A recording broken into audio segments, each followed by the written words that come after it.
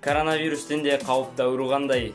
Жалпы аурулардың барлығының емі табылады, бірақ именно осы аурудың емі табылмайды екен. Ол жалпы қандай ауру?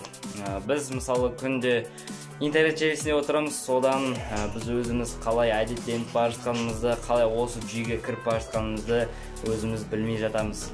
Яғни осы интернет желісінде біз қаншама сағат бойы өзіміздің уақытымызды құртамыз, және де өзіміздің қойған жоспарларымызды істемейміз, сол жағын кішкене ойланбайды екенбіз. Қазіргі кездегі Instagram, YouTube, Facebook болсын, тағы да ВКонтакте желісі болсын, біз көптеген уақытымызды соған арнайды екенбіз. Яғни осы интернет желілеріне біз көбіне тәуелді болып қалып жатады екенбіз.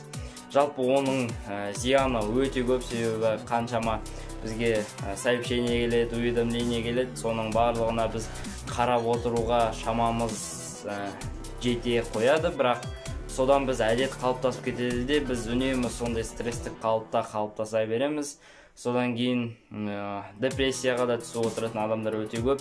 Жалпы осы интернет желісінде бірнеше пайдалы ақпарат ресурстары да бар болып келеді, бірақ адамдар оны өзіне ыңғайластырып орналастырды. Яғни оған қандай ақпарат керек? Мысалы, мүмкін бір күлкілі заттар, тағы да басқа заттар болуы мүмкін, уақыт алатын. Мысалы, фильмдер, кинолар, тағы да басқа бірнеше сериалдар бар шығар. Ал нағыз пайда әкелетін зат ол бірнеше каналдар бар, өзін дамытатын, өзін шыңдайтын. Тіпті қазіргі кезде соткадан электронды кітаптарды да оқи беруге болады, және де бірнеше пайдалы ақпаратты алуға отырады.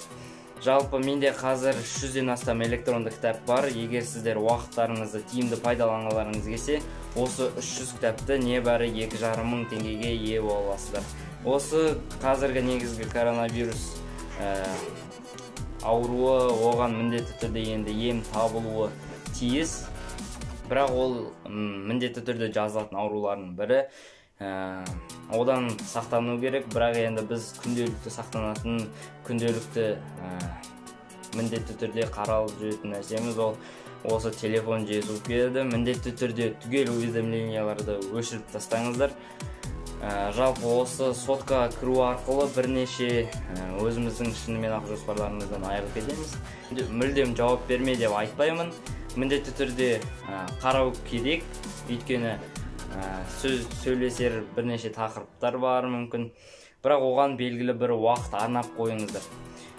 Өйткені уақыт қазір өте тығыз,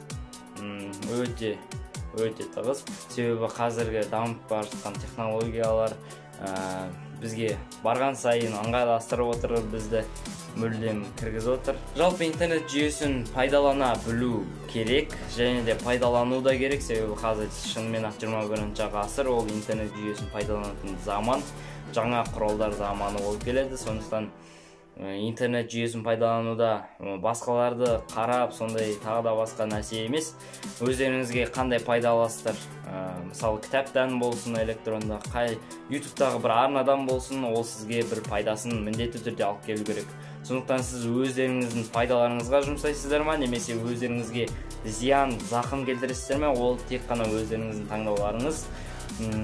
Жалпы айтқым келгені дұрыс таңдау жасаңыздар. Енді осы интернет желісінде бірнеше ақпарат бар.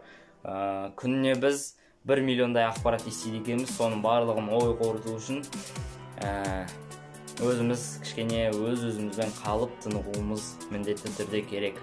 Сондықтан қазіргі заманауи құралдарды міндетті түрде пайдаланыңыздар. Егер қалай қолдану керек екен, мысалы Инстаграмға керісінше өздеріңізге подписчик жинау керек, өздеріңіздің жеке блогтарыңызды, брендтарыңызды дамыту керек. Соның барлығын алдағы видеоларда мүмкін көрсете жатармын. Сондықтан келесі кездескенше менің бүгінге айтарым осы.